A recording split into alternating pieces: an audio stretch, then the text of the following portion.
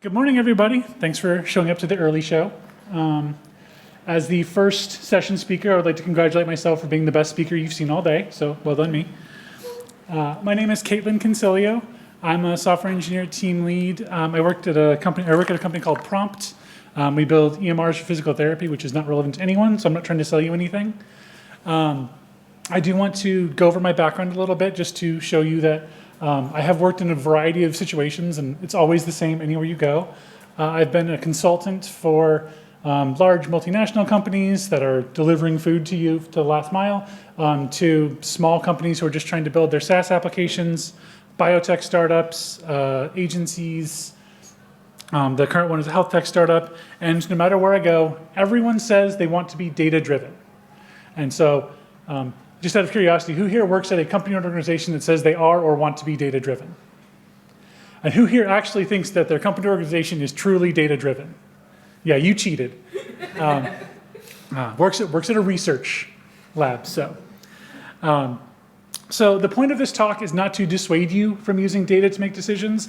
I'm actually fully in favor of it. I just want to make sure that we're using data properly and that we're actually taking time to consider what the data we're using is actually trying to tell us. Regarded as a tool, not the ultimate decision maker. I do believe the original sin of data decision-driven making was the report when, I think it was Marissa Mayer, when she was still working at Google. She came out and said that at Google, we tested 40 different colors of blue links to see what users liked best. And we chose the one, and that helped. I think they claimed it raised like $200 million in revenue because they changed the blue color of Google's links. Ever since then, everyone thought, oh, well then we can just use data to make all of our decisions and everything will be perfect. That is not the case. We'll actually get into that story a little bit as we go. The other thing I want to make sure is everyone make sure you stay hydrated. It's a long day, and I am also going to need to stay hydrated because I'm going to be talking at you for an hour.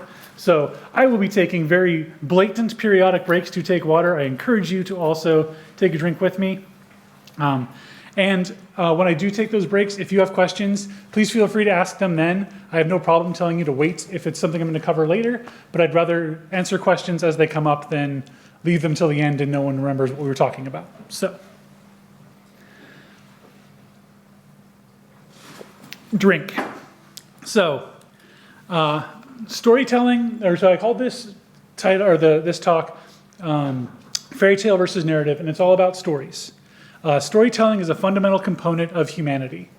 That is how we process information. Stories are how we make sense of the world. Language actually evolved. It's thought to share in social information. So think of the Stone Age. The reason we have morals and parables and why they've survived through religions is because those stories are what they use to try to translate or try to transfer information down through generations. If you just tell someone something, they will pick it up or they won't pick it up. But if we have stories in our head, it's easier for us to remember and it's easier for us to figure out what the point of it was. This is actually how we get oral tradition. So stories are how we make sense of the world. If I do this, that will happen. The example I like to give here is we all know an organization or a person or we'll say a country that does something and you don't understand why they're doing what they're doing. What they're doing is completely mystifying to you. You have no idea why they would do that thing. And I legally am going to show this slide because I would like to go back home after this conference. But the point is those people have a narrative in their head. And they have a story in their head, and the story they're telling themselves is, when I do this thing, presumably something good will happen or something that I want to happen will result from it. And that's really difficult for the rest of us who don't have that narrative in our head or we have a competing narrative because it's hard to even comprehend someone else's, story. I need to be very careful. When I have a different story in my head, it's very difficult to understand that other person's perspective because I'm not seeing what the story they're telling themselves. And so it can be very difficult to know how you should react and how you should respond to things. Because stories are how we decide what to believe. All of you presumably have been cut off in traffic before, and you might have had some few choice words for that person. But your response tends to depend on the story in your head. If it's someone cutting you off during rush hour, you just assume they're cutting you off because they're busy, they're in a hurry, they didn't follow proper etiquette of the road. If an ambulance cuts you off, You might have a different story in your head. They're trying to get somewhere. It's important that they get there quickly. So even though it's sort of the same thing, it's all depending on what story you're telling in your head. What if the car that cut you off is also trying to get to the hospital? Suddenly, you're a lot more forgiving of niceties you wouldn't otherwise, and it's all because of whatever you're telling yourself. The actual facts of what's going on outside have not changed whatsoever. And stories we tell are how we make decisions. So if we decide if it's what we believe and what we do, then it's going to help us drive the decisions we're making. It's literally why you're sitting here today. You told yourself, I'm going to come to this talk because I'm going to get something more out of this talk than I would the other talks in the same time slot. So stories are extremely important. How does this relate to tech? If you work in content, product, or engineering, you exist in a series of stories. And I'm not just referring to your backlog. Every story you tell, that's why we have user stories, because this is what the user is going to do. We tell stories about our business. If we build this feature, that means we're going to have this much revenue, or we're going to be this much better off. Tech exists in a series of stories, and that's what we're trying to figure out, how we can make those stories work with the data that we want to work with. So there's a subtitle of this talk. So it's Fairytale versus Narrative, making data decision, or using data to make decisions. But I also wanted to have a separate subtitle, which is I want to reassert the humanity in engineering. I do know that AI offers a lot of possibilities and it will do a lot of cool things, but I feel like we're trending towards a situation where we decide that where we let machines make decisions, we let AI make decisions. And I don't think that's the right way to go about things. Engineering is not just writing code. Engineering is a human looking at a problem and figuring out how to solve it. Whether you're talking about software, whether you're talking about buildings and architectural engineering, it's not just math. If it was math, we'd all be theoretical physicists and wouldn't have to actually produce anything. But engineering is math plus humanity. You have to put the human element, the creativity, the decisions. So I just want to make sure that as we're using data, we're also making sure we use human reason and human creativity and human ideas with that data. So what's wrong with fairy tales? The problem with fairy tales is that they're not real. If you are making your decisions based off of fairy tales, you're not making your app, assuming you're building an app, any better. You're not helping your company. You're not helping your business. You're not moving your mission forward. You're not setting yourself up for success. You might be asking yourself, what is a fairy tale? Good question. We'll get into definitions. So my definition of data is a discrete objective fact. This can be quantitative. This can be qualitative. So product analytics is quantitative data. If you're doing user interviews, that's qualitative data. All of these are valid data. And a story is a thread that connects disparate data. We look at this data, we look at that data. What connects those two things? That's the story we tell ourselves. So data is what we know. The story is what we think. And that's an extremely important distinction that I'm going to leave this slide up, because lots of time people say, what is the data telling us? The data only tells you what the numbers are. The data is not telling you why something happened. The data is not telling you when something, actually it can tell you when something happened, but it won't tell you why. The why always comes from us. That's the story we're building. So I want to try a little thought experiment right now. So 3 words: penguin, yellow, balloon. Now, I have a question. When you read those words, who here thought of a penguin holding a yellow balloon? And who here thought of a yellow balloon with a penguin on it? And who thought of something else? What did you think of? I thought of a penguin holding a balloon on yellow ice. Oh, there you go, yellow ice. Anybody else have a different one? Penguin in a yellow balloon. In a yellow balloon, so trapped in there. Oh, so 2 penguins in a yellow balloon. So our data is 3 words: penguin, yellow balloon. And we got at least 4 different stories out of 3 words. So we can't say the data tells us things. The data only is the data. The story is what we're telling ourselves. So the 2 types of stories, there are always more than 2 types of stories, but the dichotomy I'm setting up is narrative and fairy tale. A narrative explains data with logical connections. We try as much as we can to make a logically sound argument.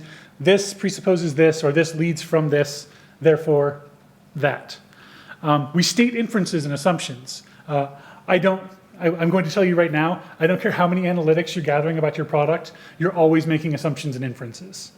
Doesn't matter what you're talking about. So the more you can state those things, the more you can define your uncertainty and let other people know about your uncertainty, the better off your narrative or story is going to be. And it's also important to remember that the same data can have multiple narratives. So again, we have 3 words, we have 4 different stories. All 4 of those were valid stories because we didn't have any other information.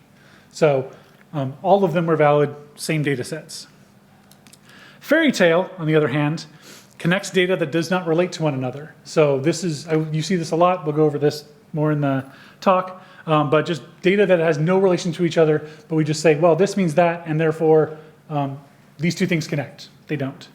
Make suppositions not supported by the data. So you just say something is true because of this data, even though that data has nothing to do with whatever assumption you're making.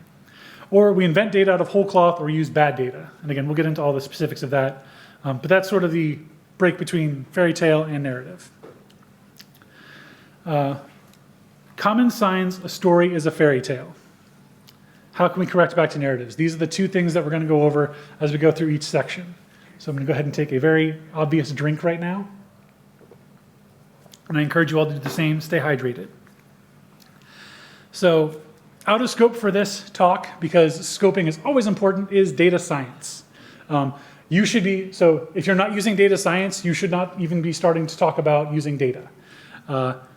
Looking at statistical significance, sampling bias, talking about average versus median. These are basic statistical things you need to know if you're going to be analyzing data. They're out of scope for this talk because I don't have time in 60 minutes to give you things you need to know about data. You should be hiring data scientists. You should be hiring statisticians to actually run all of your data-informed collection and analysis. So out of scope for this talk, but that doesn't mean you shouldn't do it, just not for this talk. So the number one thing I want to talk about when we're looking at fairy tales is inventing or inferring explanations. And so the example I'll give here is, this example used to work better before the political landscape changed. So let's say 2017.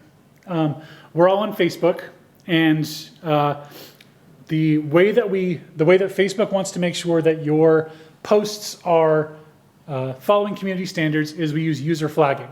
So there is a tool in Facebook, on Instagram, on Twitter, where you can say, this post is incorrect, this post is violating community standards. And so we are using a flag based on from the community that tells us when those posts should be looked at and when they should be taken down. But what we're doing is we're trying to create a why question about user behavior, and we're using a basic metric to describe complex interactions. I don't know if you're aware of this, but the internet seems to have gotten meaner in the last 4 or 5 years. And so we've seen several cases where those abuse tools are being themselves abused. So someone just posts something that is relatively anodyne when it comes to community standards. It's pro-LGBT, it's pro-Palestine, any of these things that are not against community standards, but if someone else disagrees with them, they can flag that post and say whatever they want. Oh, this post is hate speech, this post is spam. And so if enough people do that, then the system takes that as an indication that that post should be taken down or it's reach limited. That's a single data point, essentially, how many users are saying that. And so what Facebook and other social companies used to do is they would use that as a lead. Okay, that means we need to look at this post and then determine whether it violates our community guidelines. We've since gone away from that, and now we just use whether someone's reported it or not, or I think community notes is the way we're going now, of that's just going to be the indication of whether that post should be staying up or not.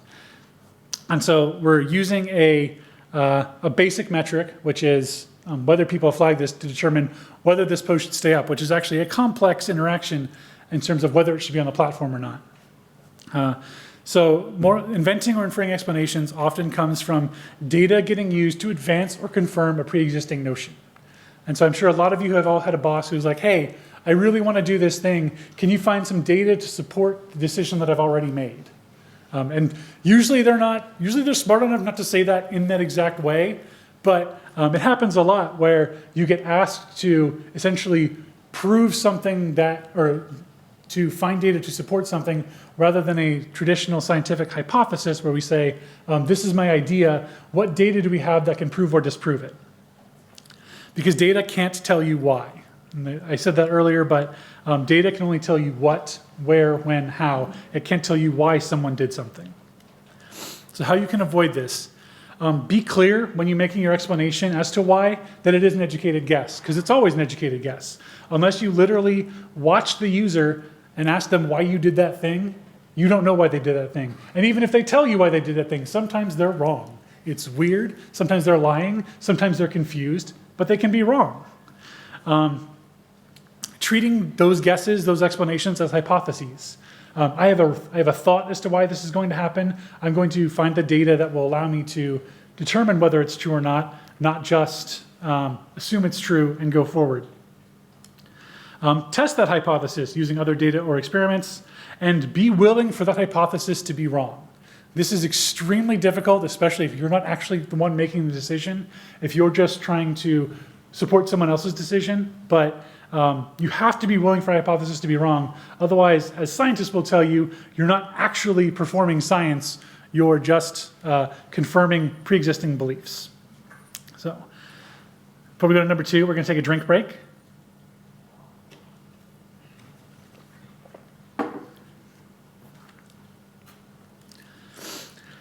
So number 2 is what I call load-bearing single data points. So I was consulting for a small SaaS company, and they were transitioning from managed services to a SaaS application, and as part of that, they wanted to make sure that so we had invested in the development team a lot, and they wanted to make sure they were getting return on investment. And so the data that was communicated up to the executive leadership team was that you should look at our story points, because story points represent the value that we deliver to the end user. And that's an okay definition of story points in some cases. But the problem was in this case, I talked to the CTO about this multiple times, he refused story point bugs. Because bugs are bugs, they shouldn't get story points, you just need to fix them. The problem is, the application had a lot of bugs. So if you were the end user, your experience was pretty bad if you encountered one of these bugs. And some of these were like, so this company was essentially helping teachers be evaluated on their progress. And so we had end users, teachers, who might encounter bugs. And if they encountered that bug, the impact on them might be, they might not get a promotion, they might not get a raise. As far as I know, they never got fired directly, but it could put them in jeopardy. So that's a pretty bad user experience if you encounter those bugs. But if you looked at our sprint chart and you saw a really important bug, if you pulled that off the stack and used it, it didn't count towards story points.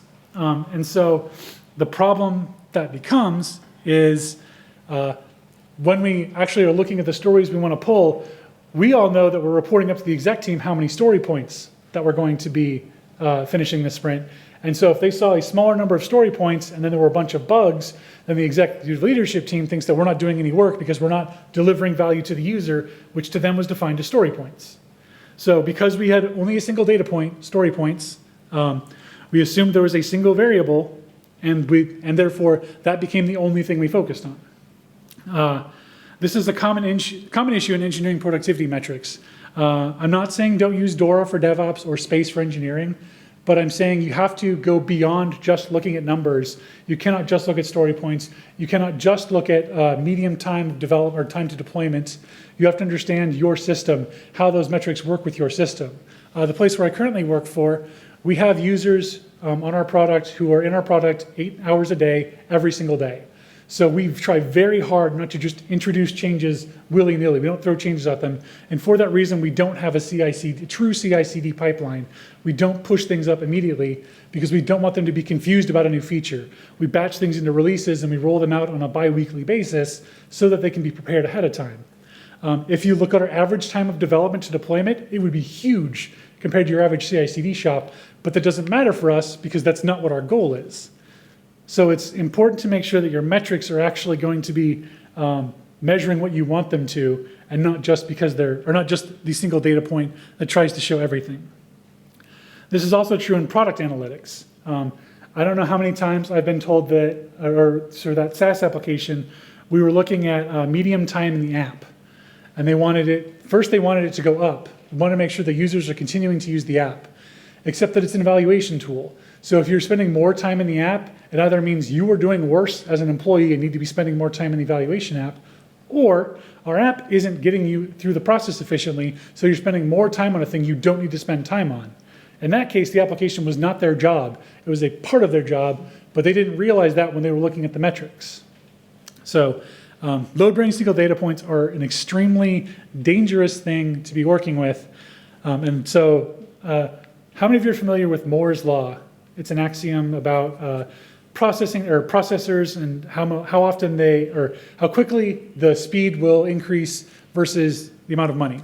So I love these axioms, and my two favorite for this one are Campbell's law, which is from the psychologist Donald Campbell, which is the more emphasis you put on a data point for decision making, the more likely it will wind up being gained.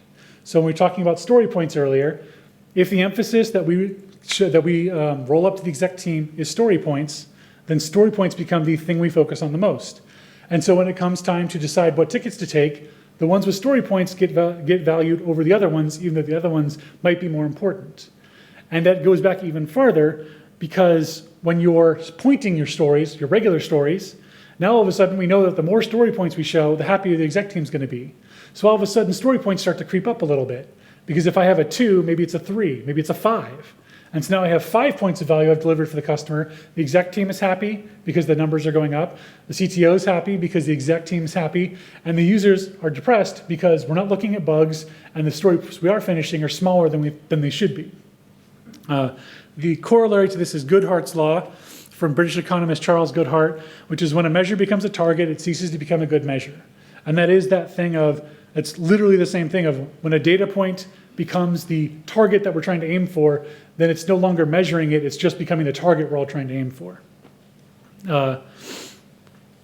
So with space, with Dora, it's okay to measure those things, but use them as guides, not targets.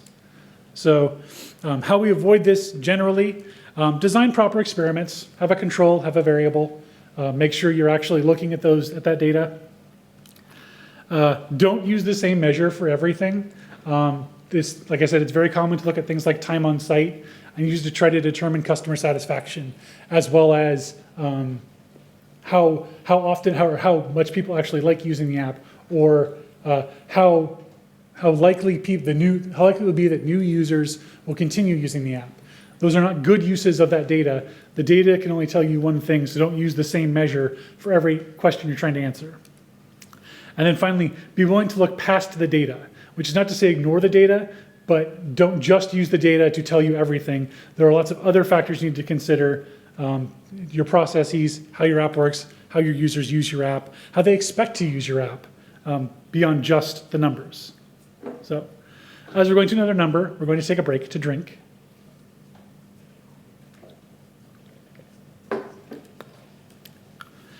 Number 3, using data because it's available. I think this is the number one biggest problem in most corporate environments. And that is because it's really hard to say no when someone asks you a direct question, which is, hey, do you know how many users are on our app? Or hey, do you know how much time people are spending on our app? Do you know how many people like our app? You don't have those numbers in front of you, but you have some numbers, and so you try to cobble them together with the numbers you have.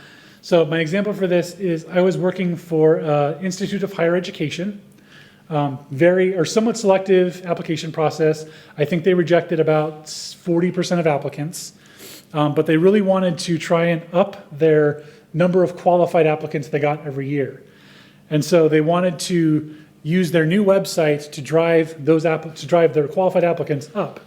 And so what they said was, well, we want to find a way to measure how well we're doing at our website bringing in qualified applicants. The problem is there's no tracking for the application. The application is a joint application for any of that type of Institute of Higher Education. So you can't just say, you can't just put a tracking cookie on them and say, they went from our website, went straight to there, and we know they applied, because we don't have that kind of tracking available. At best, we could put maybe an outbound link checker, which we did. We used Tag Manager to say, here's the link to the application, so we could see how many people came to our website and then jumped out to the application. That's kind of useful, but it clearly doesn't give us the whole story.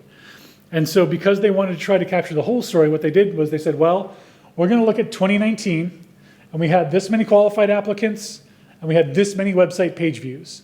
So when we look at 2024, we're going to look at this many qualified applicants and divide it by the number of page views, and that's how we're going to decide whether or not the website was driving qualified applicants.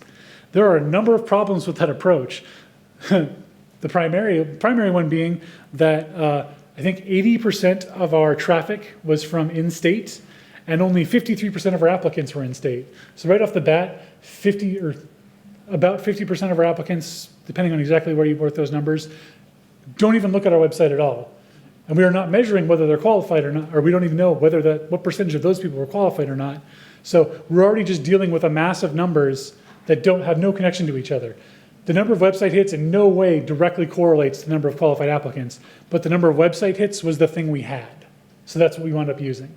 Unsurprisingly, the number of qualified applicants varies from year to year. One year it was up, next year it was down. It had nothing to do with the website whatsoever. We finally did get them to figure that out eventually, but the answer is it's not a technological solution. It's not something we can get by analytics. It's not something we can get by events. The proper way to figure out why qualified applicants chose that school is to interview the qualified applicants, whether they wound up choosing us or not, whether we wound up accepting them or not, but taking a cohort of them and saying, hey, why did you choose us? What things were you considering? What factors were you looking at?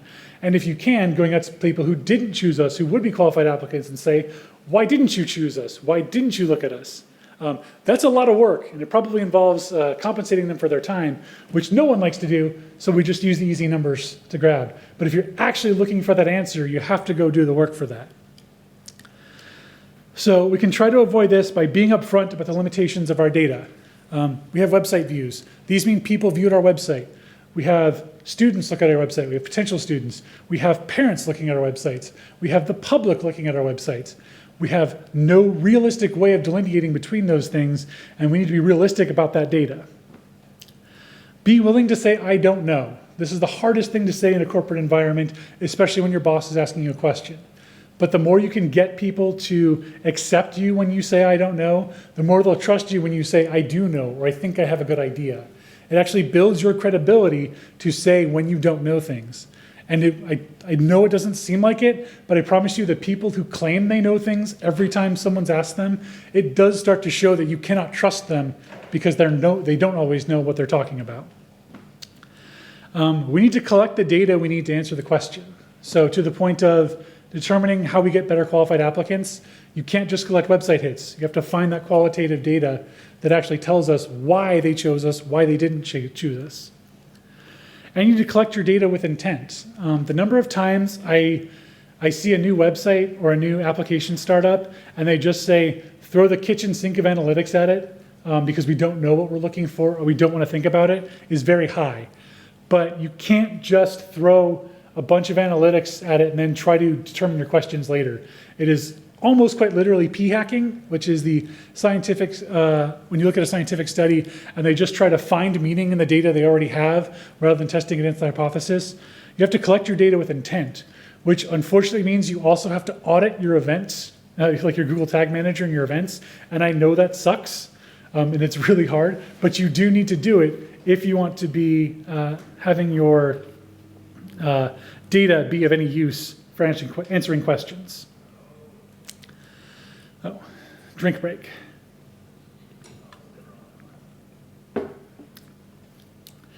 Number 4 is ignoring context.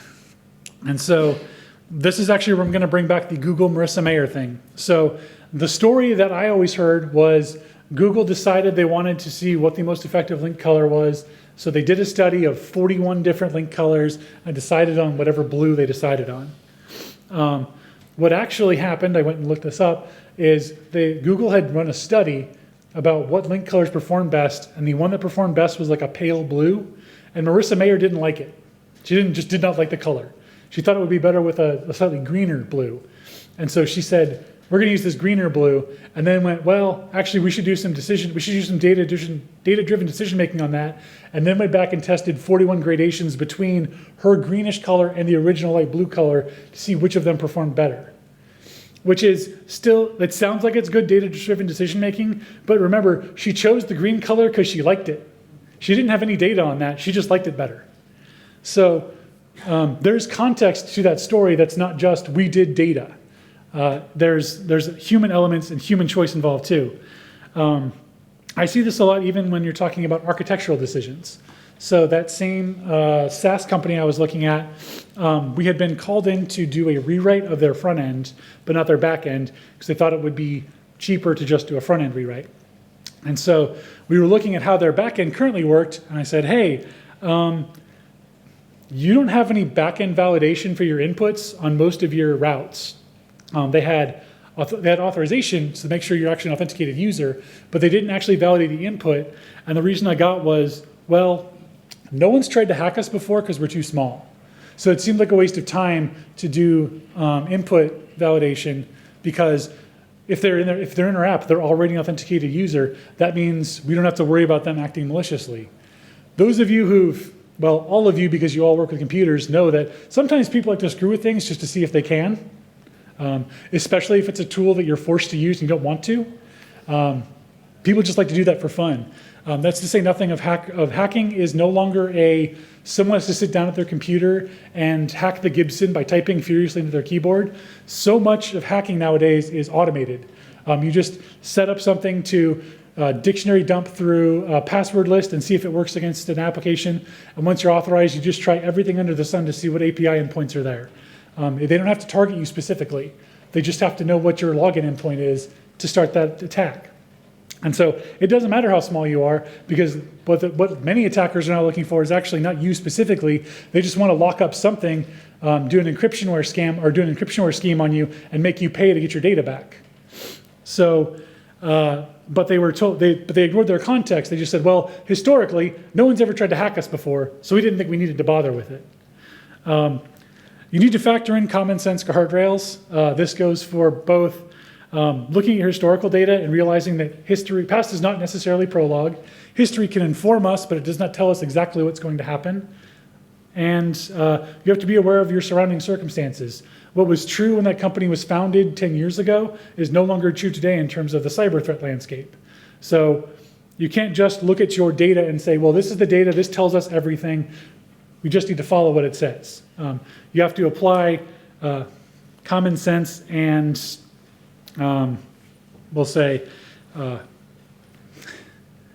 assumptions about how the real world actually works. This is true especially when we're trying to talk about forecasting future growth. Everyone's seen the hockey stick of growth that startups strive for, and you'll find that it's about realistic maybe 2 or 3% of the time. Most people don't hit hockey stick growth. So you cannot just say, well, we've increased by 100%, so therefore we will continue increasing for 100% forever. Or my favorite tweet, my 3-month-old son is now twice as big as when he was born. He's on track to weigh 7.5 trillion pounds by age 10. Because if you're just looking at the data, the weight goes up, and so we just continue that and extrapolate it out forever, no problem.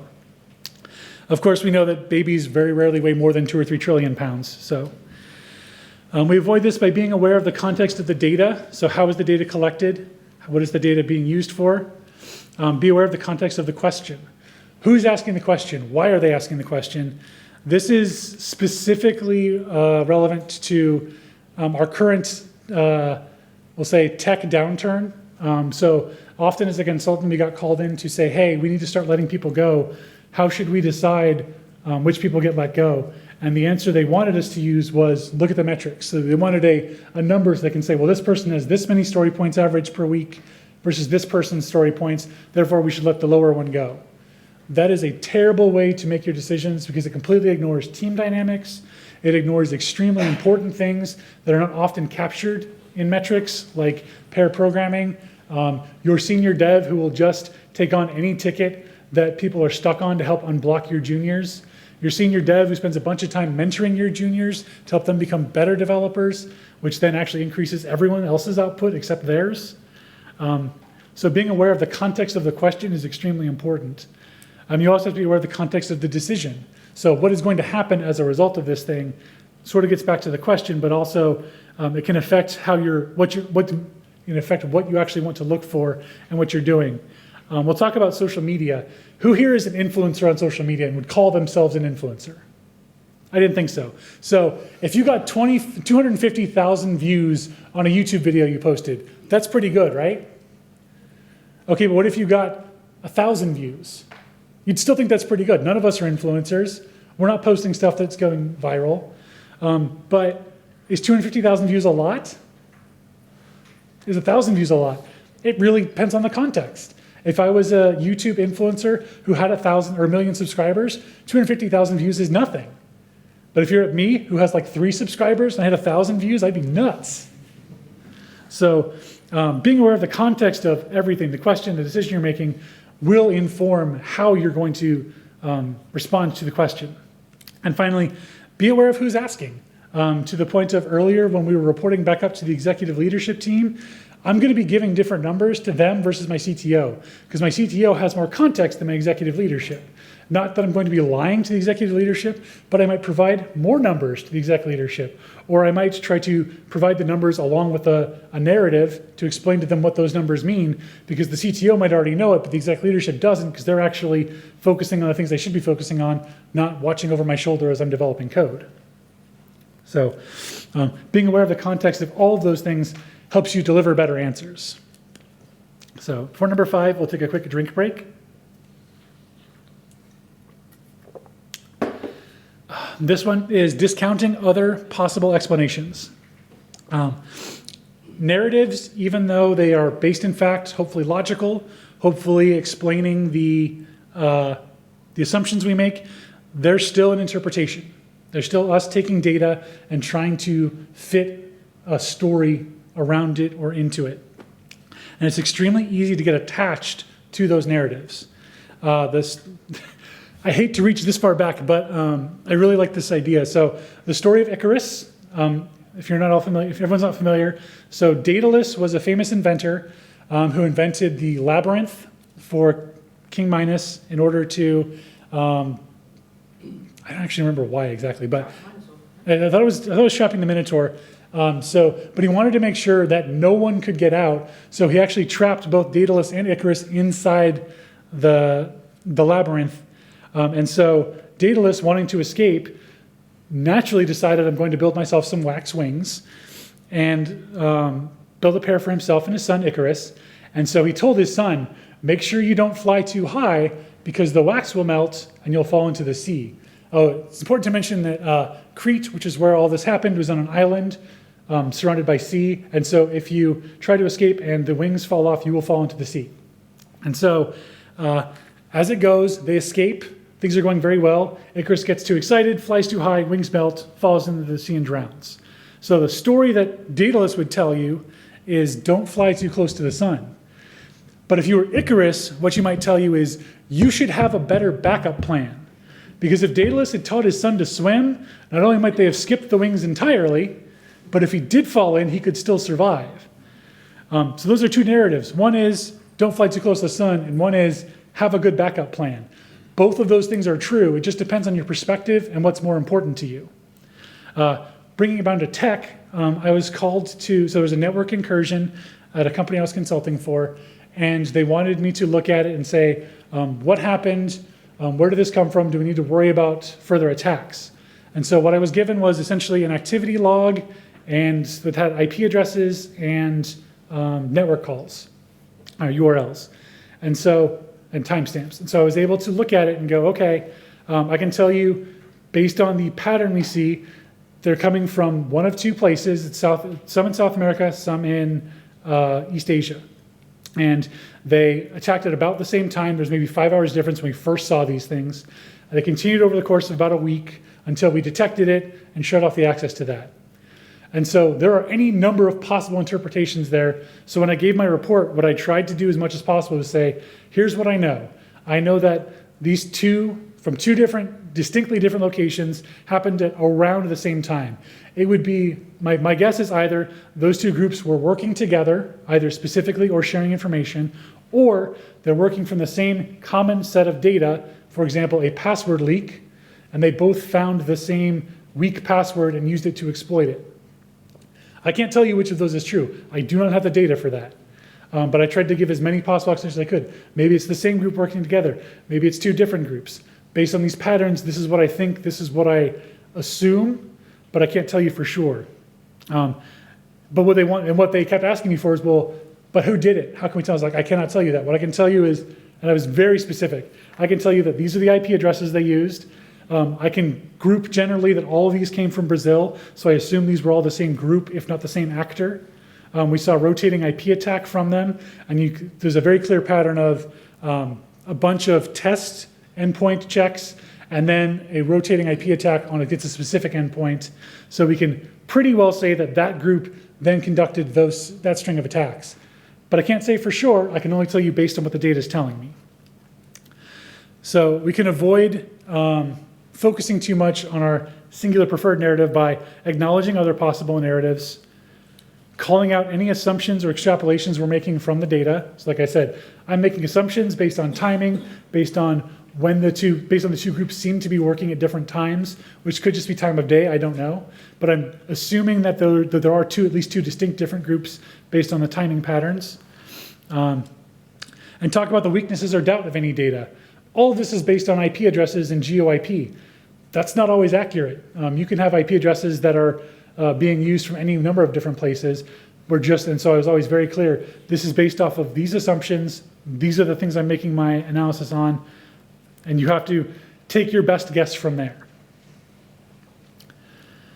So before I get into my last bit, I will take one more drink. So solutions as to how we can make better narratives for our stories rather than fairy tales.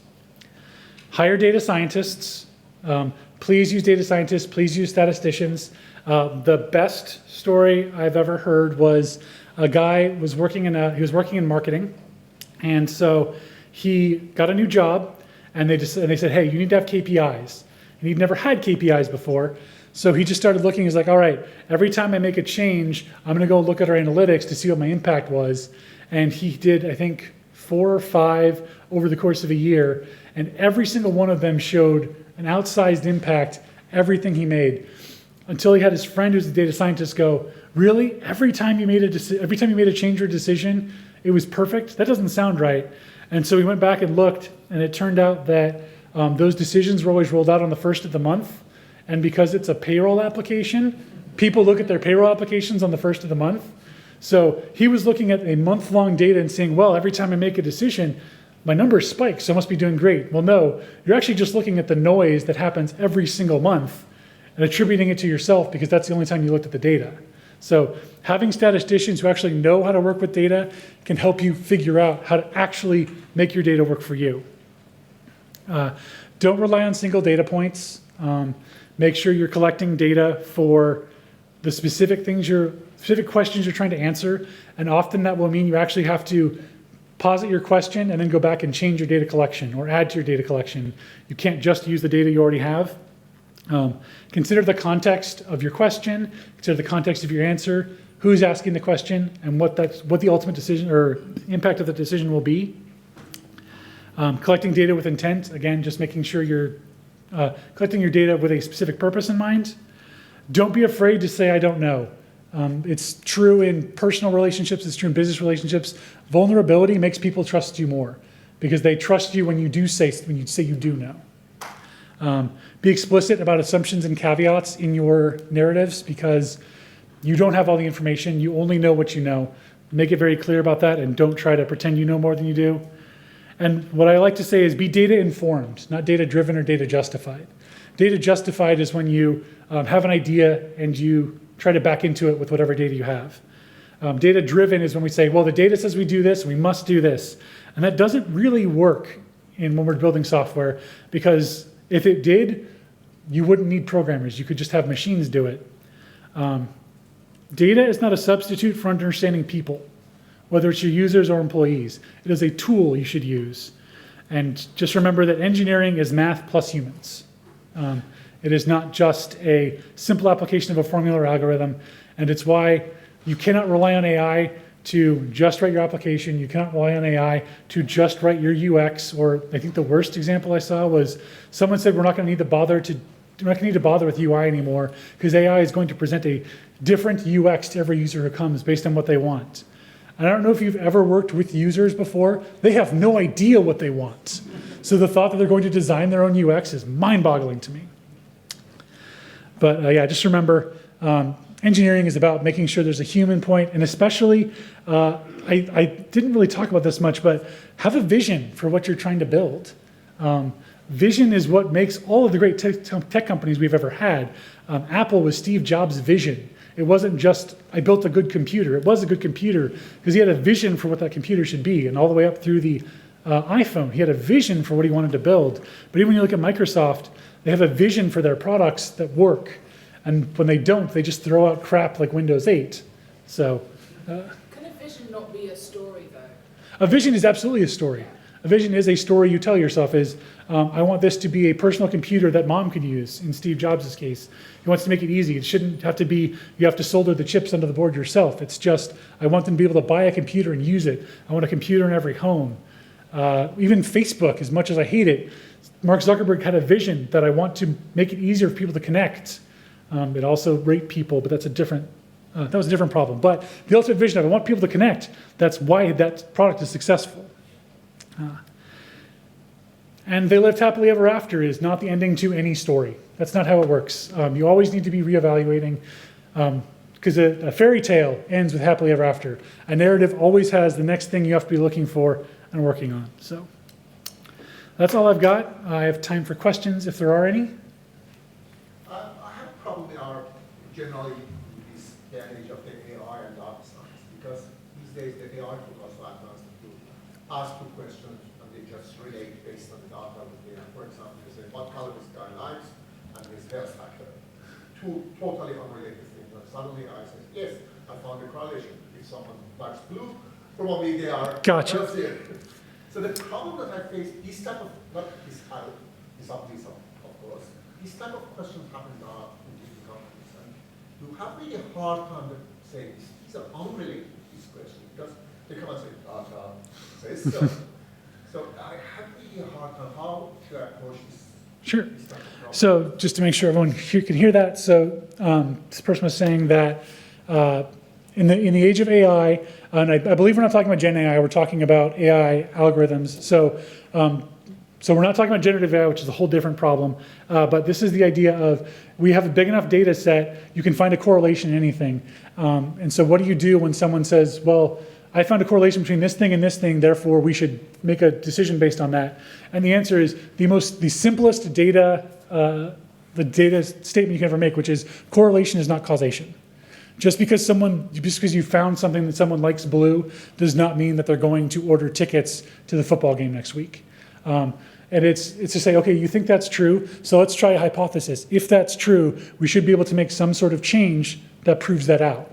Just because you find, so that's an example of they took existing data and tried to make it answer a question that it really shouldn't. And so if they think they have that, let's do an A/B test and do 50% of users are going to see a blue screen instead of green. Which is fair, but that experiment generally costs. It does. The problem, but the foundation is wrong here. Foundation of this, as you said, there's a correlation, not causality. So I try to save that money of the test, because that test doesn't even make sense. Why are tests? So to your point, it does cost money to do those tests. Absolutely true. That's where you have to build up your own credibility, and that's saying, okay, you know what? You think that's going to work? What's a small test we can do, and get them to design it, get them to agree on it. Make sure you validate that test would actually prove out, and it isn't just, again, a random noise spike. But if you can repeat it, you can say repeatedly, every time they come to me, I say we test and it doesn't work. The next time they say, well, it turns out that people who, when it rains, people really love to walk their dogs. You can say, well, we've tried this 6 times before, and we test every one of them, they're not true. How about we try a different approach to where that data comes from? It is ultimately taking the L a little bit, but it's taking the loss in a way that actually advances you, because maybe it is right. Maybe it does correlate. Great, let's figure that out. And then hopefully they can use that data the 3rd and 4th time to say, okay, remember the last 3 times that didn't work? How can we figure this out without spending money on the experiment? Or how can we improve our algorithm, our AI algorithm, so it's actually finding useful correlations or useful causations rather than just random correlations? Is this also a case where, like, having a data scientist, you can look at that correlation and go, yeah, but that's nothing? That's true, yeah. Because they have that kind of scientific capital, social capital. built in a little bit. And so the point was they have a data scientist who can say, no, that correlation is just a correlation, not a causation. My guess is in most cases they would say, I have no idea whether it's a causation. And that is the answer it should be, which is, we don't know if that's actually true. And so the first question is it worth it? So to that point of, let's say that's true, what are the changes we would make because of that? Is it worth to make those changes? Okay, if so, then how can we develop an experiment before we do all of the work? And so try to break me down to little bitty pieces and don't let them just say, well, AI said so, so let's do it. That is going to be the ruin of a lot of companies, I believe, is, well, AI said so. Any other questions? All right, I think we're all good. Thanks so much.